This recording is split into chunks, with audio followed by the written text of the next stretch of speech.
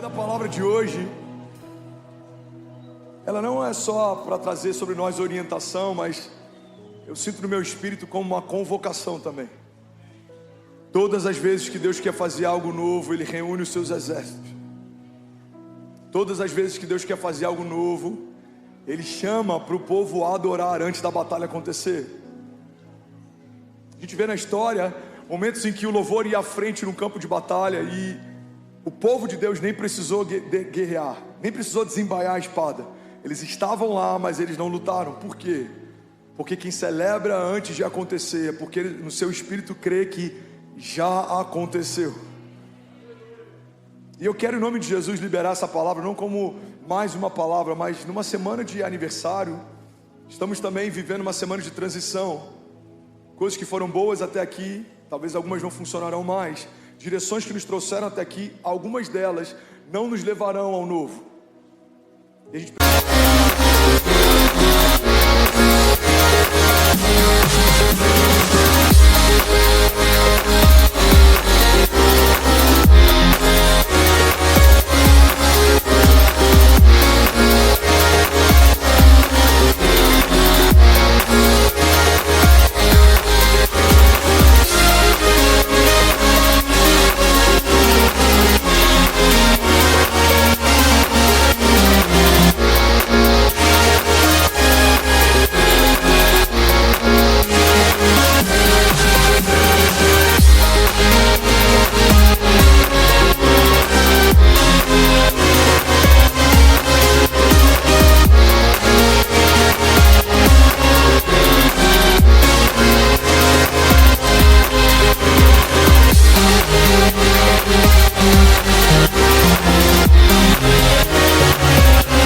precisa estar atento, discernindo, a gente precisa estar sensível, porque as coisas mudam, existem direções diferentes, existem frequências diferentes, existem linguagens diferentes. A Bíblia diz que o sábio discerne o tempo e o modo de todas as coisas. Discernir, entender o que Deus está fazendo faz com que a gente se mova debaixo da direção que Deus está nos dando. Uma coisa que eu aprendi, irmão, é que quem discerne estações evita frustrações. Tem gente que parou numa estação que Deus fazia algo incrível, Deus não está mais lá, mas as pessoas querem continuar celebrando aquilo que Deus fez no passado, mas não estão mais atentas àquilo que Deus está fazendo no presente. É por isso que a nostalgia tem roubado de muita gente a expectativa para o novo. Nostalgia é uma mentira. Nostalgia é uma lembrança açucarada de algo que vivemos e a falsa ideia de que aquilo que vivemos no passado é melhor do que aquilo que viveremos no futuro. Você olha para a sua infância e você fala: uau, a minha infância era tão maravilhosa, aqueles dias que eram bons. Não, eram bons naquele tempo. Hoje Deus tem coisas boas para fazer de novo. As músicas da minha época, aqueles louvores que eram bons, não, eram bons para aquele tempo. Deus está compondo novas canções, Deus está fazendo uma coisa nova. Alguém comigo diga amém. Então eu quero que você entenda que a palavra de hoje, profeticamente, é uma convocação para um novo tempo. E a palavra de hoje, o tema da mensagem de hoje é chamados para fazer história. 5 pessoas felizes com essa convocação, misericórdia. Jesus me ajuda. É o 11º culto. Você sabe que eu estou cansado. Eu quero ressuscitar sonhos de alguém aqui, mas eu preciso de pelo menos uns 200 pessoas comigo. Tem alguém comigo aqui, gente? De verdade. Aleluia. Fala para quem está do seu lado: Deus te chamou para fazer história.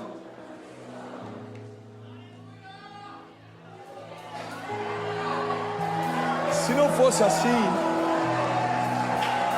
se for para Ele, você pode fazer melhor. Vamos, igreja. Existe mais. Vamos. Aleluia. Aleluia. Deus não te chamaria para viver nada abaixo da expressão daquilo que Ele é. Nós somos pessoas ordinárias. Ou seja, não existe nada fora do comum em nós. Mas servimos a um Deus extraordinário. Ou seja, não existe nada em comum no Deus que nós servimos. O entendimento da nossa finitude faz com que a gente tenha ainda mais consciência do poder da eternidade de Deus. O entendimento das nossas limitações faz com que a gente tenha consciência do quão poderoso é um Deus que é ilimitado. O entendimento da nossa identidade faz com que a gente tenha uma consciência ainda maior do poder da pessoa de Jesus. e do Espírito Santo e do Pai. Quanto mais consciência eu tenho a respeito da minha pequenez, mais consciência eu tenho a respeito da grandeza de Deus.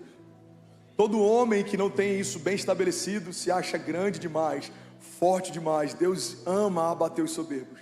Mas todo homem que sabe que se Deus não fizer, ele não faz, se Deus não falar, ele não fala, se Deus não dá uma direção, ele não caminha, são homens que Deus ama promover. Deus promove pessoas que aos nossos olhos não fazem sentido estar onde estão, viver o que vivem, mas é porque Deus está fazendo na vida deles.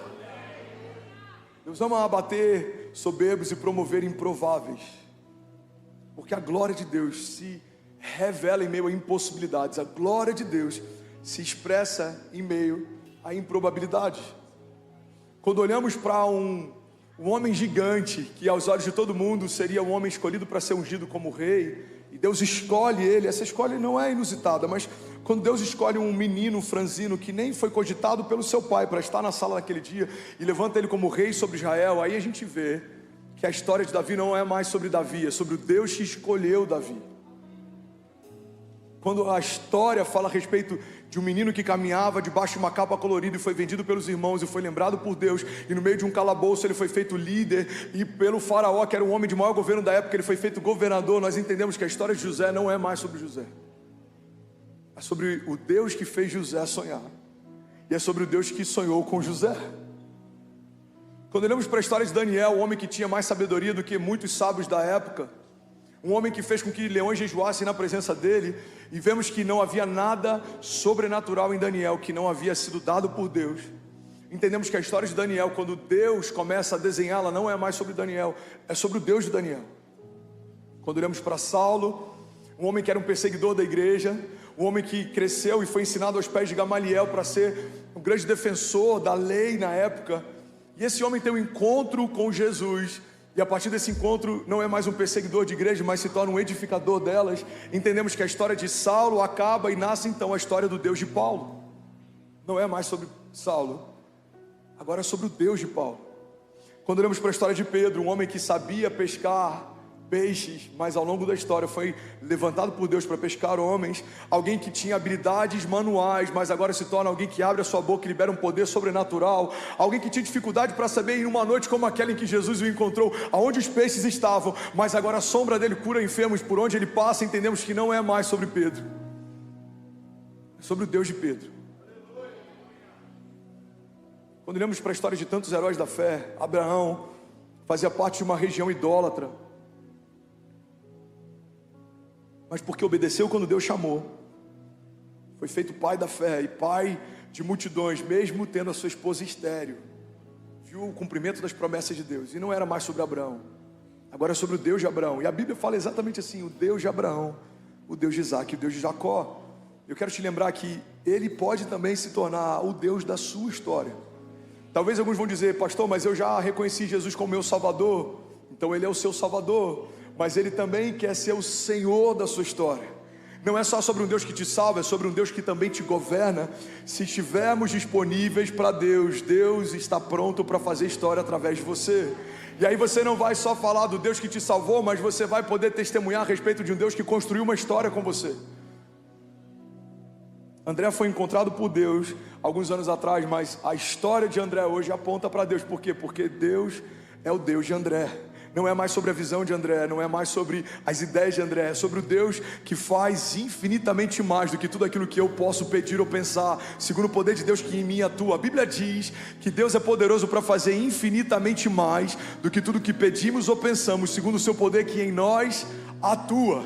Irmão, guarda isso. Quando a Bíblia diz que Ele é poderoso para fazer infinitamente mais do que pedimos ou pensamos, você percebe que Deus ancora o início daquilo que Ele vai fazer a partir da tua expectativa. Ele faz infinitamente mais do que você pediu ou pensou. Então começa com aquilo que você pede e pensa, mas termina com aquilo que Ele pode e faz. Não, alguém vai celebrar isso aqui junto comigo, pelo amor de Deus. A história de homens de Deus começam com aquilo que você pede e pensa, mas termina com aquilo que Ele pode, com aquilo que Ele faz.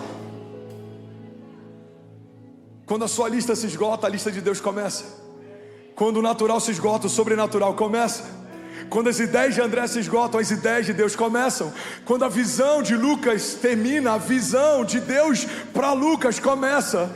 Quando aquilo que Pedro pode fazer termina. Quando se esgota a capacidade de Pedro, a capacidade sobrenatural de Deus começa. Mas você precisa pedir ou pensar algo para que Deus então surpreenda a partir daquilo que você pediu ou pensou. Vilela, pega isso aqui em nome de Jesus. Deus está dizendo que Ele vai fazer infinitamente mais do que pedimos ou pensamos, mas isso não é um convite para omissão ou passividade. Não é para que você não peça ou pense, porque Ele vai fazer, não. É a partir do que você pede e pensa que Ele vai fazer infinitamente mais. Você precisa ter uma visão, você precisa ter uma expectativa, porque os céus não se movem por necessidade. A pergunta que Jesus mais fez é: o que queres que eu te faça? E Ele não perguntava isso porque não sabia o que o povo precisava. Todo mundo sabia que o paralítico queria andar, todo mundo sabia que o cego queria enxergar. Por que Jesus pergunta o que eles gostariam que Jesus fizesse? Não é porque Jesus precisava do conteúdo da resposta. É porque quando você pede algo para Deus, quando você abre a tua voz e pede algo para os céus, você está construindo um caminho de milagres. Você lembra da história de Pedro andando sobre as águas? A Bíblia não diz que foi uma ideia de Jesus. A Bíblia não diz que Jesus veio andando sobre as águas e falou: ei Pedro, você aí, vem para cá. Vem cá, cara, deixa eu te mostrar algo legal, deixa eu te ensinar algo incrível. Pedro, olha só, eu estou andando sobre as águas. Não, a Bíblia não diz isso. A Bíblia diz que o caminhar sobre as águas na história de Pedro foi uma ideia de Pedro. Pedro diz: Senhor, se és tu, me faz ir ter contigo. Ouvimos a respeito de um homem que andou sobre as águas, porque um dia ele pediu para Jesus que o fizesse. Jesus, se é o Senhor, me faz ir ter contigo. Como Pedro chegaria até Jesus se Jesus estava no meio das águas? Só se Pedro fosse andando sobre as águas. Irmão, andar sobre as águas foi uma ideia de Pedro, mas tornar isso possível é através do poder de Jesus.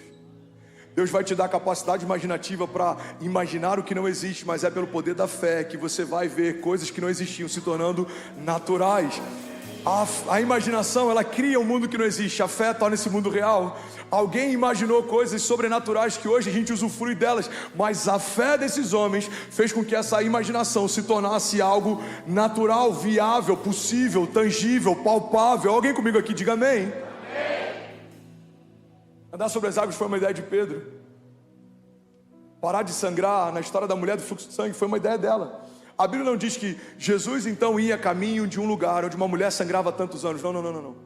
A Bíblia diz que uma mulher que sangrava há muitos anos, quando ouviu dizer que Jesus passaria por ali, ela então começou a declarar: se eu apenas tocar na orla das vestes dele, eu serei curada. Se eu apenas tocar na orla das vestes de Jesus, eu serei curada. Irmão, a ideia foi dela, mas o toque, quando libera o poder vem dele. Então você vai ter ideias, você vai se mover, você vai ter uma firme convicção, mas quem faz é Ele quem faz, é Ele quem gera, é Ele quem supre, e é Ele quem surpreende infinitamente mais aquilo que um dia pedimos ou pensamos. Alguém comigo aqui, pelo amor de Deus.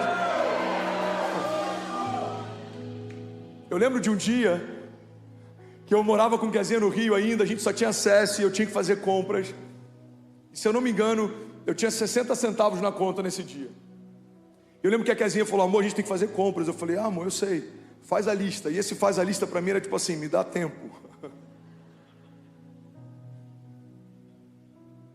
Hoje a gente ri disso, mas isso que é o poder das cicatrizes. Tem coisas que hoje a gente ri, que um dia a gente já chorou. E é por isso que a Bíblia diz: se você está chorando com algo hoje, fique em paz, um dia você vai rir disso. O seu choro dura uma noite, mas certamente a alegria vem pela manhã. Sua vida não é uma foto, sua vida é um filme. Você não é a sua crise, você não é o seu momento, você não é o seu fracasso, você não é essa falta, você não é essa angústia, você não é esse desânimo. Você é quem Deus diz que você é, você tem o que Deus diz que você tem, você pode o que Deus diz que você pode. Então guarda isso, irmão. Quem desenvolve a capacidade de não duvidar no tempo ruim, vai se alegrar quando as coisas prosperarem. Aquilo que parecia o final da sua história vai ser só mais um testemunho nela. Amém? Eu lembro que eu pedi, Tiago, para ela fazer a lista, era só para eu ganhar tempo. Eu falei: amor, faz a lista aí. Ela falou: não, amor, vamos lá comprar o básico, tem muita coisa faltando. Eu falei: amor, deixa eu te falar, eu estou com 60 centavos na conta. vamos esperar um milagre, mas Deus vai fazer, sempre fez. Aí do nada, o pastor me manda mensagem e fala: Fernandes, cara, eu tinha uma agenda, eu não vou poder ir, você pode ir no meu lugar? Claro, pastor. Ele falou: cara, eu estou te mandando oferta porque eles já até me enviaram, eu estou enviando para você, R$2.000. Eu falei, aleluia, aleluia. Aí eu fui, e eu preguei, e eu derramei tudo que eu tinha, e foi um mover absurdo. Era um acampamento de jovens, Igor.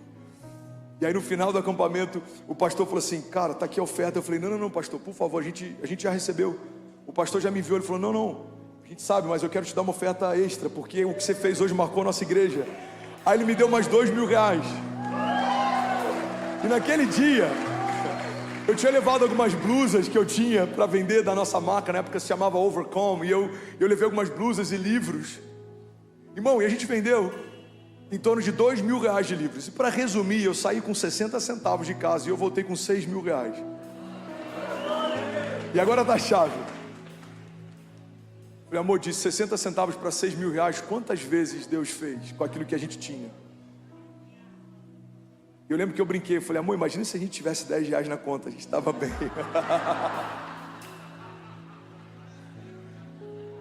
Qual foi a matéria-prima para o transbordo?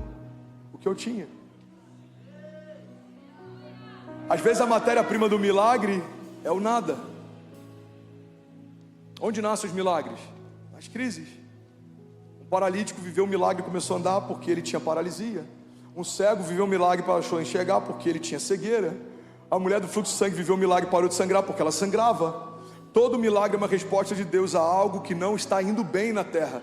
Desejamos milagres, mas muitas vezes esquecemos onde os milagres são gerados. Os milagres nascem em meio ao nada, onde você não tem o que precisa. É quando Deus te socorre com o que Ele carrega. Deus, eu preciso enxergar, então seja curado, a tua fé te curou. Deus, eu preciso andar, então levanta e anda. Deus, eu preciso parar de sangrar, com um toque você recebe o que precisa. Então, irmão, a matéria-prima para o milagre é o nada. Às vezes o que você tem é só uma crise, mas se você coloca nas mãos de Deus, você vai receber dele a cura. Você percebe que o que você vai viver não está ligado diretamente ao que você tem, mas nas mãos de quem você coloca? Um menino que carregava o lanche para uma tarde, colocou o seu lanchinho nas mãos de Jesus, e toda uma multidão se alimentou a partir da matéria-prima dele. Se aquele menino come o McFish, porque o primeiro McFish da história acontece com esse menino, ele tinha pães e peixes, vamos ser sinceros. Não era um quarteirão, irmão. Não era um... Não posso fazer propaganda, vai que o dono do Burger King está assistindo, vai ficar ruim pra gente. Aquele menino pega o McFish dele e fala: Deus, é tudo que eu tenho. Não foi uma promoção em dobro. Deus não pegou e falou 2 vezes mais. Não. Enquanto havia alguém com fome, havia de comer. Mas não só supriu a fome. 12 cestos cheios de comida voltaram para casa. Esse milagre ensina para a gente que a matéria-prima daquilo que Deus vai fazer é aquilo que você tem, se você colocar nas mãos certas. Deus é poderoso. Cara, é por isso que eu amo pregar na nossa igreja. Eu nem entrei no esboço e nem vai dar para eu percorrer ele. Deus já levou para um outro caminho. Mas alguém está recebendo aqui, amém? Eu creio que alguém está recebendo aqui. Deus é poderoso para fazer infinitamente mais, mas aí tem algo onde Ele ancorou do que pedimos ou pensamos. Você precisa pedir, você precisa pensar, você precisa crer, você precisa visionar. Por que Deus faz tudo que existe quando nada existia e dá ao homem o comissionamento de nomear o que foi criado quando Ele não havia criado nada? Porque Deus está didaticamente ensinando para a criação que precisamos nomear aquilo que governamos. Por que eu sempre chamo o novo ano de melhor ano da minha vida? Porque é o nome que eu dou para cada ano que eu entro. Qual que é o nome de 2024? O melhor ano da minha vida. Qual que é o nome de 2025? O melhor ano da minha vida. Qual que é o nome de 2026? O melhor ano da minha vida. Então, eu passei a nomear, alguns anos atrás, cada novo ano que eu entro como sendo o melhor ano da minha vida. Eu passei a nomear as semanas, quando vão começar, como a melhor semana da minha vida. E por mais que para alguns céticos isso possa parecer positivismo, eu estou fazendo aquilo que Deus nos ensinou a fazer desde Gênesis. Nomeie os seus milagres, governe sobre todas as coisas, lidere sobre todas elas. O homem não participa participou de nada na criação, mas Deus comissionou para que ele nomeasse todas as coisas. Então ele disse: você vai se chamar a tal coisa, e a criação passou a ser nomeada a partir de uma palavra que saiu da boca de alguém que recebeu o governo de Deus. Irmão, toda nova estação está aguardando uma palavra de comando sua, para que ela se torne aquilo que você declarou que ela se tornaria. E é por isso que a gente tem que tomar muito cuidado com as palavras que usamos. Porque tem muita mãe, tem muita avó, muito avô, muito pai profetizando maldição sobre seus filhos e netos, gastando o mesmo tempo que poderia gastar para abençoá-los. Essa criança é uma peste, esse menino não serve para nada, essa menina faz tudo errado. Você precisa nomear, você precisa governar, porque a tua expectativa vai ser surpreendida pela expectativa de Deus. Você vai falar: o meu filho vai ser uma bênção. E Deus do céu está falando não só uma bênção para essa geração, mas a geração futura ouvirá histórias a respeito da história dele. A minha casa é um lugar de paz. E Deus vai dizer: não só de paz, mas a paz que excede todo entendimento repousa sobre vocês. Essa igreja é uma igreja que vai tocar a nação. Deus está dizendo: não só a nação, mas será um celeiro que vai abençoar as nações. Nações distantes ouvirão o que eu farei nesse lugar. Você pede e pensa, e Deus então surpreende, fazendo infinitamente mais do que tudo que pedimos ou pensamos. Como que Ele vai fazer, pastor? Através do seu poder que em nós atua. Então a dinâmica dos céus é: você pede e pensa, Deus surpreende e faz. Como? Através do poder que depositou em você. Se você crer e não duvidar, se você avançar e não retroceder, se você olhar para a promessa e parar de olhar para os problemas, se você não se mover por aprovação, mas por uma direção, se você não ligar tanto para o que os outros pensam, mas você guardar o teu coração firmado naquilo que Deus pensa a teu respeito, irmão, é impossível você não viver uma história com Deus que seja infinitamente maior do que tudo que você já pensou ou sonhou um dia. Alguém está comigo? Diga amém. O tema da mensagem de hoje fala sobre homens chamados para fazer história. Eu quero te lembrar, e eu quero te provocar nessa noite. Você foi chamado por Deus para fazer história. Tem um pastor da Califórnia, ele diz algo que eu amo. Ele diz que viver fora da vontade de Deus irá nos colocar em perigo. Viver a sua vontade nos torna perigosos.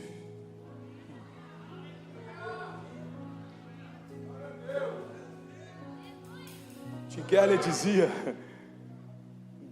um grande teólogo, autor, faleceu, se não me engano, esse ano. Ele dizia que não mataram Jesus porque ele era um cara legal. Você não crucifica caras legais, você crucifica ameaças. Por que crucificaram Jesus? Porque ele ameaçava um sistema, porque Jesus ameaçava os religiosos, porque Jesus ameaçava a religião. Então todo homem que foi comissionado por Deus para fazer história, ele vai provocar o inferno. Eu falei sobre isso há 1 ou 2 semanas atrás. Não se preocupe se o inferno te odeia, mas tenha muita preocupação se o inferno te ama. Está tudo bem se o inferno for uma retaliação contra você. Está tudo errado se o inferno quiser patrocinar os teus sonhos. Pastor, eu comecei a fazer algo, parece que tudo se levantou contra. Glória a Deus por isso, irmão. Fico feliz de saber. Porque quanto maior a visão, maior a resistência. Jesus recebe a porção do Espírito, é batizado nas águas, ouve uma voz do céu dizendo: esse é o meu filho em quem eu tenho o meu prazer. E a primeira tentação que ele enfrenta não é de uma potestade, um principado ou de uma hoste, é o próprio Satanás tentando Jesus. Você vai perceber que o tamanho da comitiva que é enviada para parar você é proporcional ao tamanho da autoridade que você carrega. Para tentar Jesus, tem que ser o próprio Satanás. Tem homens que caem no primeiro ataque de uma pombagira. Não tem controle, conversam que não deveriam conversar com mulheres que não deveriam conversar. E colocam em xeque um casamento incrível que pode ter sido gerado pelo próprio Deus. Por quê? Satanás não precisou investir muito. Com muito pouco, você abriu a guarda. E muito daquilo que Deus queria fazer pode ter sido abortado por conta de falta de vigilância. Quantos homens de Deus se perderam por conta de uma brecha? Quantos homens de Deus pararam por conta de cansaço? Todo homem de Deus que carrega algo e que eu admiro ou respeito, eu peço um conselho. Nesses dias aqui eu pedi conselhos para alguns dos convidados no nosso tempo de mesa. Me dá um conselho. O que você vê no meu ministério que te preocuparia? O que você acha que eu estou fazendo errado? O que você viu que é uma graça diferente? O que te inspirou naquilo que você viu na nossa igreja? E com um deles eu estava falando sobre o cansaço. Eu falei, cara, construir é algo que me deixa feliz, é algo que me deixa... Mas ver coisas não saindo do papel é algo que me cansa. Por mais que meu espírito esteja feliz, ao longo de uma estação de tanto trabalho e edificação, a gente está cansado. E Deus tem falado muito comigo sobre o poder do descanso. Em algum momento eu quero ministrar sobre isso. E Ele falou, Fernandes, é muito poderoso você aprender sobre descanso, porque uma das coisas que mais paralisou homens ao longo da história foi o cansaço. O cansaço fez Elias, mesmo depois de viver algo tão sobrenatural, pedir para morrer. O cansaço fez com que Davi, mesmo sendo um ungido de Deus e um rei que nunca houve e nunca haverá sobre Israel como ele, ainda assim, num período em que ele deveria estar no campo de batalha, ele preferiu ficar descansando no palácio. Qual era o lugar mais seguro para Davi estar? Com uma espada em mãos, gritando na primeira fileira contra os seus inimigos. Por mais que ele estivesse cansado, o lugar do propósito, ele renova você. Qual o lugar mais perigoso para um rei estar? No palácio. Ele estava descansado demais, a ponto de ser seduzido por algo que ele nem seria tentado se estivesse no lugar que ele deveria estar. Irmão, qual o lugar mais seguro que você pode estar? Correndo riscos com Deus. E eu já falei sobre isso, mas pode ser novo para alguém, eu quero que você guarde isso. É melhor ser Pedro voltando molhado para o barco do que qualquer um dos 11 discípulos que nunca vão poder dizer como é andar sobre as águas. É melhor ser Daniel vendo leões jejuando na sua presença do que ser como todos os outros que se prostraram diante dos reis daquela época para serem poupados da morte. É melhor ser como Estevão, o primeiro mártir da igreja, com seu rosto brilhando com a glória de Deus enquanto os apedrejava, do que ser como todos os outros que negaram o nome de Jesus para que não sofressem danos. É melhor ser um visionário enfrentando retaliação de críticos, céticos, homens inférteis, líderes inseguros, do que ser alguém que não está fazendo nada demais porque preferiu estar no lugar onde você não incomoda mais o inferno. Irmão, incomodar o inferno não é só parte do teu desígnio, é parte do teu chamado, porque tudo que você faz aponta para Jesus e faz com que o inferno te odeie ainda mais. Quando você toca alguém e alguém é curado, o inferno que liberou uma doença sobre essa pessoa não vai ficar feliz com aquilo que você fez. Quando alguém vem à frente e fala, eu reconheço Jesus como meu único e suficiente Salvador, o inferno, que era o Senhor da vida dessa pessoa, quando perde espaço, não vai ficar feliz com aquilo que você está fazendo. Quando você aponta para os céus, quando você fala de Deus, quando você compartilha as boas novas, mas tanto faz se o inferno te odeia, nós sabemos que Deus nos ama. Deus amou você de tal maneira que Ele entregou o seu único filho, para que todo aquele que nele crê não pereça, mas seja salvo. Deus ama você, Deus chamou você, Deus confia naquilo que Ele depositou em você. Deus, Ele trouxe desígnios sobre você, Ele dá armas para você, armaduras espirituais, segundo Efésios 6:10, pelas quais resistiremos ao inferno, permaneceremos de pé, independente das investidas do inferno, independente das ciladas que vêm contra nós. Maior o que está em nós do que tudo que se levanta ao nosso redor. Alguém está comigo aqui? Diga amém.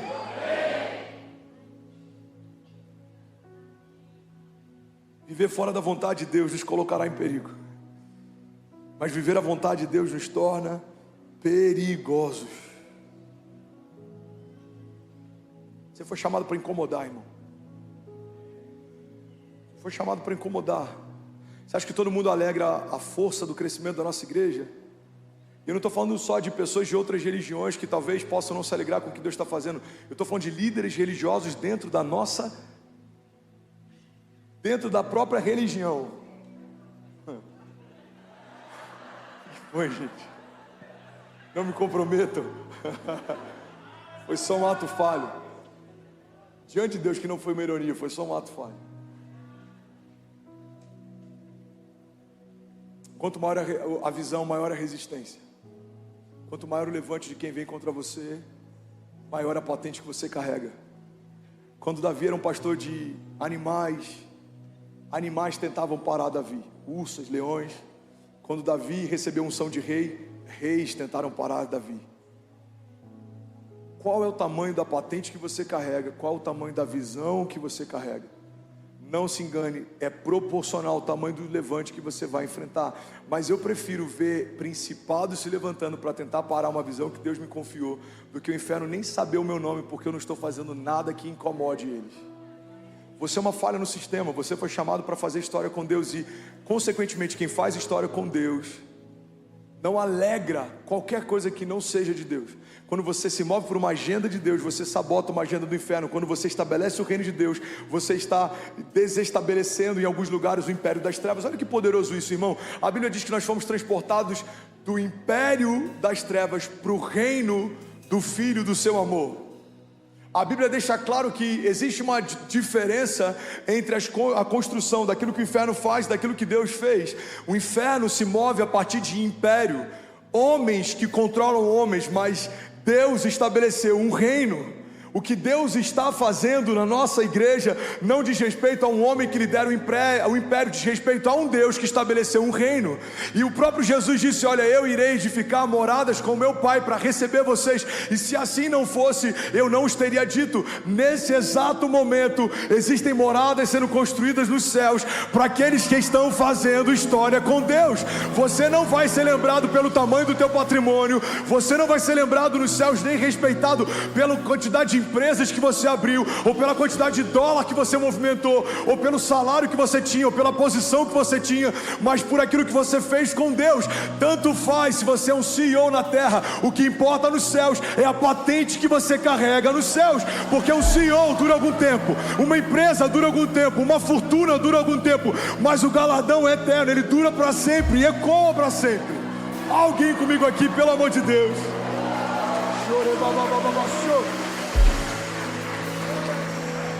Aleluia.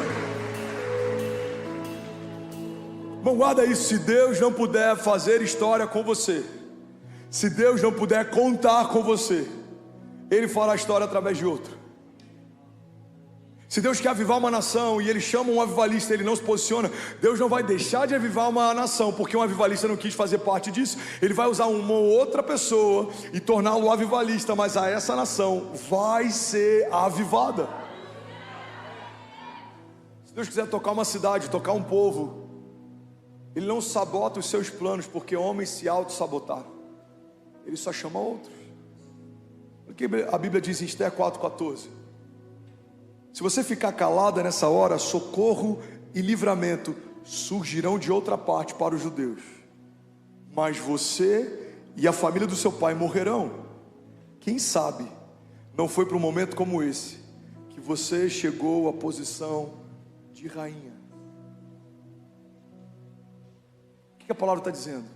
Esther era pensada no meio do povo, colocada numa posição de governo, e aí alguém libera para ela um conselho, uma voz de sabedoria diz: Esther, se você se calar, livramento virá de outra parte. Ou seja, Deus não vai deixar de fazer porque você não quis participar do que Ele está fazendo, mas você e a sua família serão riscados desse legado.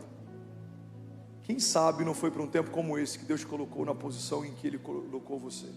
Igreja, olha para mim. Toda a autoridade que Deus te dá com um propósito. Toda a riqueza que Deus te dá com um desígnio. Toda ideia que Deus te dá, Ele te dá por um motivo. Tudo que Deus te confiou, Ele confia a você para a glória dEle. Todo o talento que Ele te deu é para ser multiplicado, não enterrado. Toda unção que você carrega não é sobre você, é sobre o outro. É por isso que em vários momentos eu subo aqui doente, eu ministro cura, e a gente vê dezenas de pessoas curadas. É por isso que em alguns momentos os nossos pastores estão aqui ministrando e inspirando você, mas estão abatidos. É por isso que em alguns momentos a gente está aqui liberando palavras proféticas sobre finanças, e a gente está precisando de um favor financeiro. Por quê? Porque a unção sobre você não é para você, é para o outro. E é por isso que a multiforme graça faz com que aquilo que você carrega complemente aquilo que falta em mim. Aquilo que eu carrego derrama e supra aquilo que falta em você. É por isso que a igreja de Jesus, um corpo ajustado, é tão poderoso e invencível, porque se cada um aqui carrega algo e derrama sobre o outro, nós nos tornamos imparáveis. Existe algo que você carrega que eu preciso, existe algo que eu carrego que você precisa. Então quando a gente começa a liberar aquilo que Deus liberou sobre nós, irmão, ninguém para a igreja. Você pode levantar suas mãos em nome de Jesus e declarar com autoridade, diga: ninguém para a igreja. Aleluia. Se for para Jesus, você pode celebrar no seu lugar. Aleluia.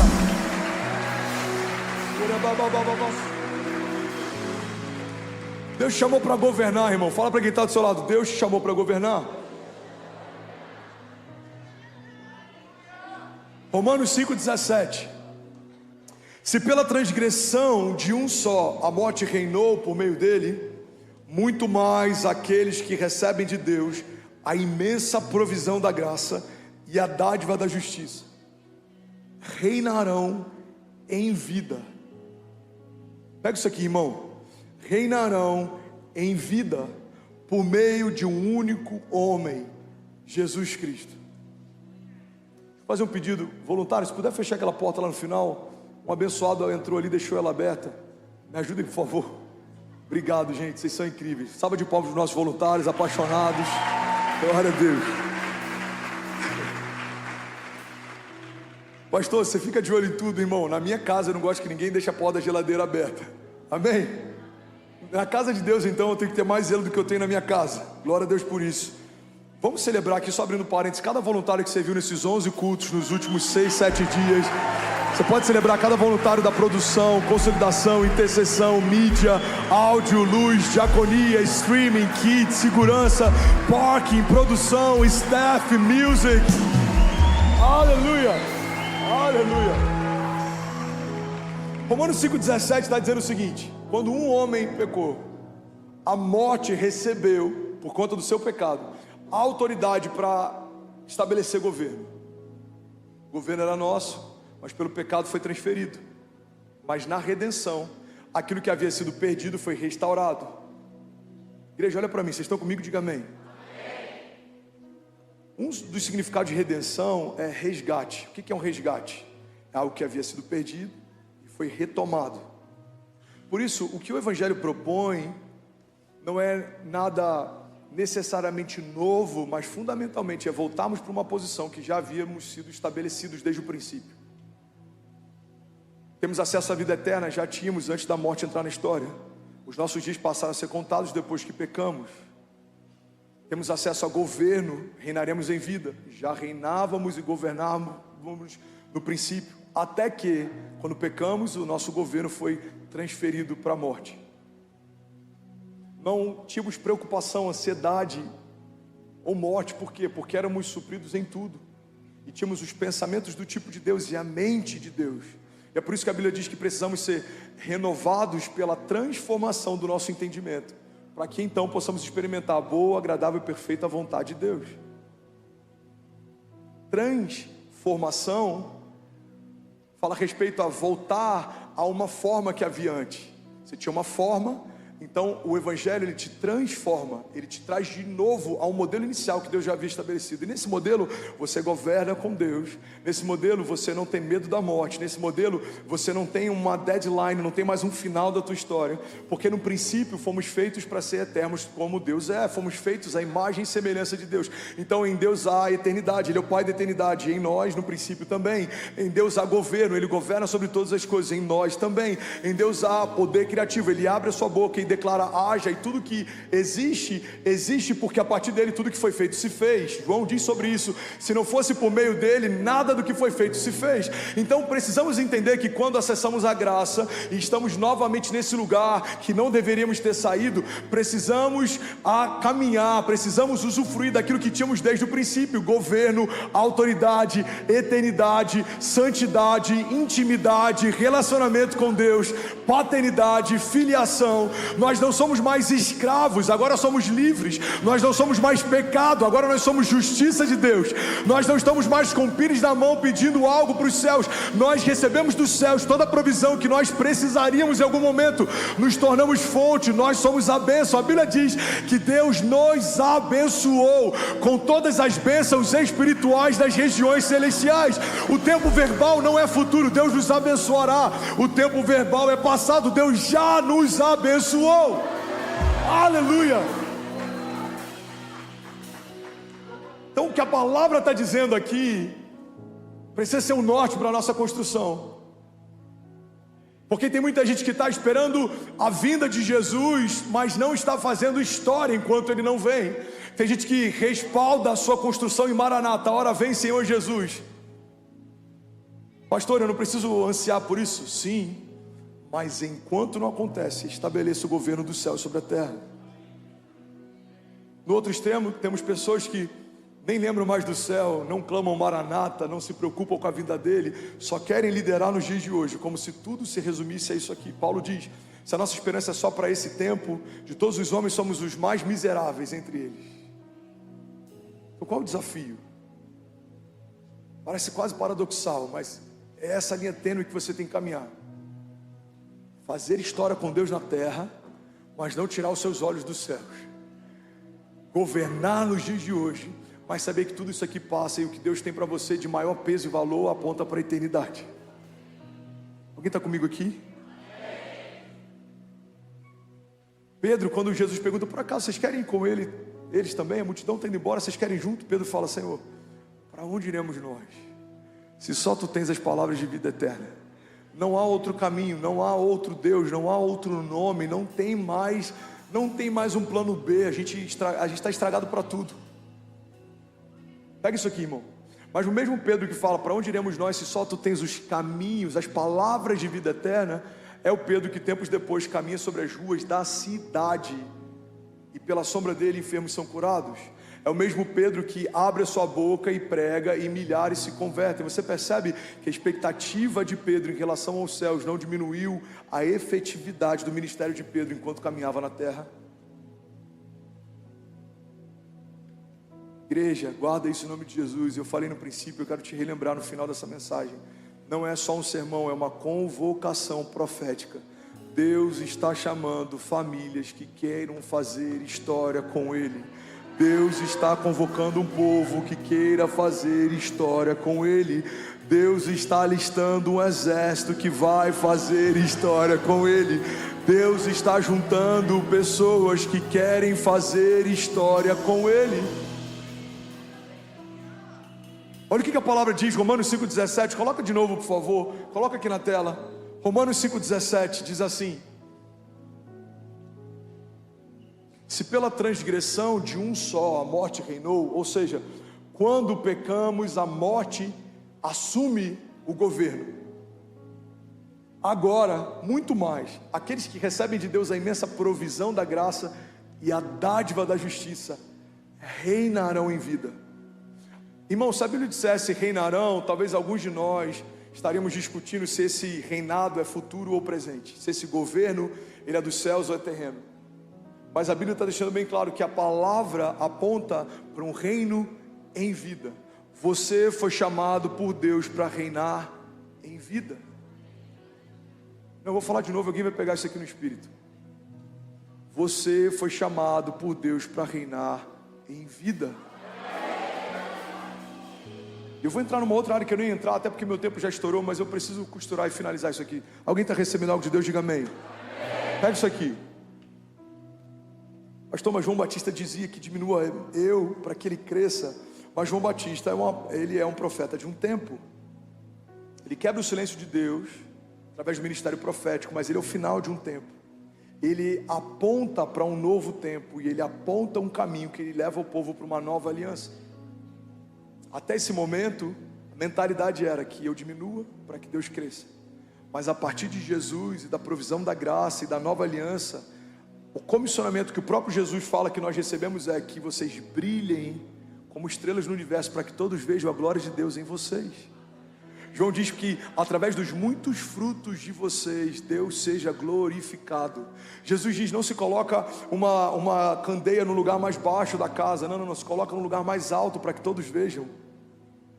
O que Jesus está dizendo é que pela nova aliança estamos agora num lugar de governo. Foi restabelecido o reinado, a partir de nós uma autoridade que havia sido perdida no princípio foi restaurada na cruz. Então, a partir desta aliança, vocês precisam governar, vocês precisam liderar, vocês precisam visionar. Deus quer levantar homens que serão pioneiros, estabelecerão mercados, encontrarão curas para doenças, que terão sonhos que parecem loucuras. Você precisa ter orações que, se fossem ouvidas por por alguém que te conhece, achariam que você está louco. Precisamos voltar a sonhar com construção de universidades e de hospitais e de cidades, por que não? Precisamos liderar mercados, governos, empresas. Precisamos estar nos lugares mais altos. Os prêmios que são dados ao talento de homens precisam ser dados ao povo de Deus. Os melhores cantores, as melhores canções, os melhores filmes, as melhores peças, as maiores ideias, os melhores projetos, os projetos mais ousados. Alguém comigo aqui, pelo amor de Deus. Aleluia, aleluia. Porque para mim, irmão, não faz sentido. Eu não sei qual é a fé do Elon Musk, e eu de fato não sei em que ele acredita, mas para mim não faz sentido alguém que pode ser que nem acredite em Deus se mover mais por impossibilidade do que um povo que conhece o Deus do impossível. Se eu falar hoje que eu estou sonhando com um bairro, vão dizer, esse cara é louco, mas um homem que pode nem acreditar em Deus, ele está querendo mudar a história a partir de um projeto de empreendedorismo, e tem muita gente aportando na visão de alguém que está se movendo por impossibilidades. Achavam impossível durante uma época o gerenciamento de energia. Achavam impossível durante uma época muitas estruturas que a arquitetura e engenharia tornaram banais hoje. Achavam impossível numa época a gente poder ter o próprio veículo. Achavam tantas coisas que hoje são banais e impossíveis, como a internet se tornar wireless. Hoje em dia a energia está indo por esse caminho de wireless. Achavam tantas impossibilidades que hoje a gente trata como habitual. Irmão, em que lugar da construção do novo a igreja tem ocupado? Deus não chamou você para assistir história. Deus convocou você para fazer história. Deus chamou a sua igreja para voltar para o lugar que ela já tinha desde o princípio. Nomear estações, profetizar. Você precisa abrir portas que não existem. Você precisa ver o que ninguém viu, sonhar o que ninguém sonhou, para que a partir da tua visão, aquilo que Deus te confiou, pessoas possam viver aquilo que ninguém está vivendo. Alguém está comigo? Diga amém. Pastor, mas a igreja que eu vim, a religião me ensinou que eu preciso ter pouco, porque se eu tenho muito, isso me rouba de Deus. Normalmente a religião que te propõe isso, propõe que você dê o que tem para ela. Dinheiro é um problema, então dê para mim. Deus não se alegra com o teu voto de pobreza, porque se o Filho de Deus fosse pobre, não teria um tesoureiro para gerenciar os recursos do seu ministério. Qual o sentido de um tesoureiro no ministério que não tem recursos? E quando os recursos em alguns momentos faltavam, a provisão vinha em forma de ouro. Jesus precisa pagar um imposto. Você lembra desse momento? Pedro pesca e da boca do peixe existe uma moeda de ouro. Jesus foi suprido em tudo. As vestes que ele vestia eram vestes de tecido caro. Se não fosse assim, os soldados não teriam tirado sorte para ver quem ficava com elas. Os perfumes que foram derramados aos pés de Jesus em vários momentos ao longo da história, foram derramados sobre ele, eram perfumes caros, era o salário de um ano de alguém que trabalhou muito. Mas essa teologia que faz com que a gente acredite que ter menos nos torna mais santos, nos tira de um papel que foi designado por Deus. Deus nos chamou para governar, para visionar, para liderar, para começar. Deus chamou você para estabelecer. Deus chamou você para ver o que ninguém viu, para fazer o que ninguém fez. Deus nos chamou para sermos reis e sacerdotes. Nós ministramos diante de Deus, nós temos uma adoração vertical, mas também nós governamos a partir de uma visão de Deus. Nós estamos fazendo história na terra, nós estamos fazendo história com Deus. Alguém comigo aqui, diga amém. Eu preciso terminar essa mensagem. Alguém recebeu algo de Deus essa noite? Diga amém. Uma frase que eu li esses dias, ela nunca fez tanto sentido. Pássaros criados em gaiola acham que voar é uma doença. Por muito tempo, principalmente no Brasil e na América Latina, a religião se incumbiu de vender a ideia de que estar numa gaiola era algo seguro, quando na verdade o Evangelho nos mostra que não é para gaiolas que nós fomos gerados, fomos feitos para fazer história com Deus. E o lugar mais seguro que você pode estar é correndo riscos com Ele. Isaías 9,6, porque o menino nos nasceu, o filho nos foi dado e o governo estava sobre os seus ombros. E ele será chamado maravilhoso conselheiro, Deus forte, Pai da eternidade, príncipe da paz. Quando Isaías previa a respeito do Messias, quando ele profetizava sobre o Messias que viria, ele diz: o governo está sobre os seus ombros. Mas a Bíblia diz que Quando Jesus então estabelece a plenitude sobre todas as coisas são colocadas debaixo dos seus pés. O menino começa com o governo nos ombros e ele termina com todas as coisas debaixo dos seus pés. Igreja, todas as coisas, principados ou potestades, governos ou autoridades, pensamentos de morte, ansiedade, depressão, escassez, mentiras, cansaço, todas essas coisas foram colocadas debaixo dos pés de Jesus. E como fazemos parte do corpo dele, todas essas coisas foram colocadas debaixo dos nossos pés. Enquanto você estiver fazendo história com Deus, não se iluda, muitas coisas vão se levantar, mas não se esqueça, cada coisa que se levanta te coloca no lugar mais alto, porque se cada levante é colocado debaixo dos meus pés, cada retaliação se torna um degrau para aquela história que eu estou construindo com Deus. Então eu lembro que no passado, eu passei por degraus, falta de dinheiro para fazer compras, falta de dinheiro para suprir necessidades, mas todas as coisas foram colocadas debaixo dos meus pés, então eu acesso o lugar mais alto, e aí vem novas retaliações, principados, potestades, levantes, autoridades, homens maus, mas todas essas coisas foram vencidas na cruz do Calvário. Então eu estou sobre um novo degrau, lugares mais altos. Deus tem para nós lugares mais altos. Alguém crê nisso? Diga amém. Então fica de pé no seu lugar, eu quero profetizar sobre você. Deus tem para você lugares mais altos. Não importa o que se levanta, o que te sustenta é o Deus que te chama pelo nome, irmão. O que se levanta podem ser principados ou potestades, podem ser gigantes, pensamentos de morte, mas você precisa entender que a tua segurança não está na possibilidade de uma vitória amanhã. Pastor, você está dizendo isso, mas amanhã eu tenho uma batalha, eu preciso vencer amanhã. Não. Igreja, olha para mim, pega essa chave. Tem muita gente ansiosa achando que a sua vitória pode ou não vir amanhã. O problema de amanhã, a reunião de quarta-feira, o desafio daqui a 10 dias. Você precisa entender que a tua vitória não é sobre um tempo futuro. A tua vitória foi garantida no tempo passado. Na cruz do Calvário, há mais de 2000 anos atrás, Jesus fez de todo o inferno um espetáculo público, triunfando sobre eles na cruz. Fomos feitos mais do que vencedores, irmão. Em Jesus você não vai...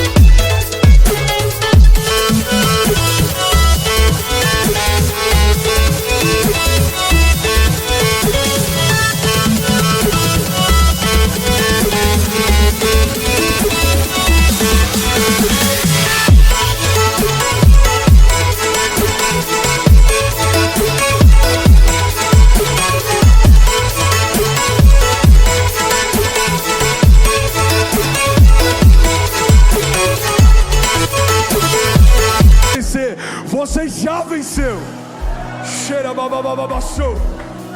Feche seus olhos em nome de Jesus. Eu quero orar com você. Enquanto o instrumental lidera a gente, você que é batizado com o Espírito Santo, abra sua boca, libere o seu som. Igreja, Deus está nos chamando para um novo tempo.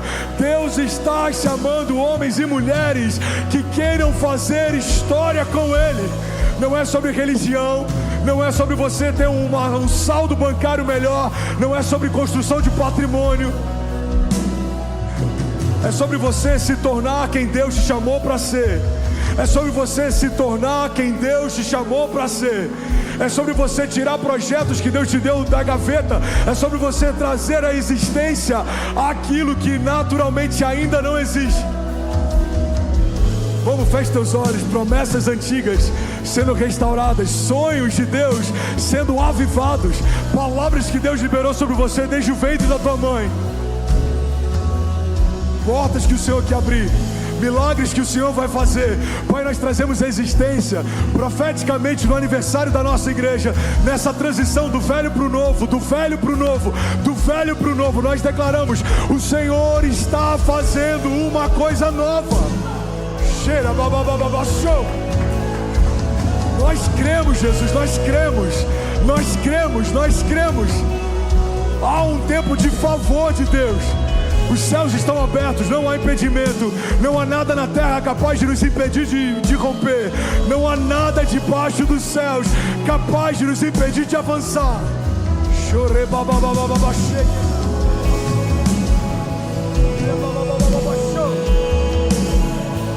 Abra sua boca, abra sua boca. Comece a profetizar sobre a tua semana. Levante suas mãos, feche teus olhos. Comece a profetizar. Eu profetizo uma semana de milagres. Eu profetizo descanso, bálsamo sobre os meus pensamentos. Eu profetizo em nome de Jesus, eu e a minha casa cheios da glória de Deus. Muito bem, você acabou agora de assistir um vídeo. Se você ainda não está inscrito, já se inscreve também no nosso canal, ativa esse sininho aqui embaixo de notificação e toda vez que eu fizer uma live ou estiver transmitindo uma mensagem ao vivo, você vai ser um dos primeiros a saber. Mas eu deixei mais 2 indicações aqui que eu espero que façam muito sentido para você. Então já aproveita e clica para assistir a próxima mensagem, beleza? Seja bem-vindo ao time de incendiários e eu espero de verdade que essas mensagens mudem a sua vida como elas têm mudado a minha também. Até a próxima. Valeu!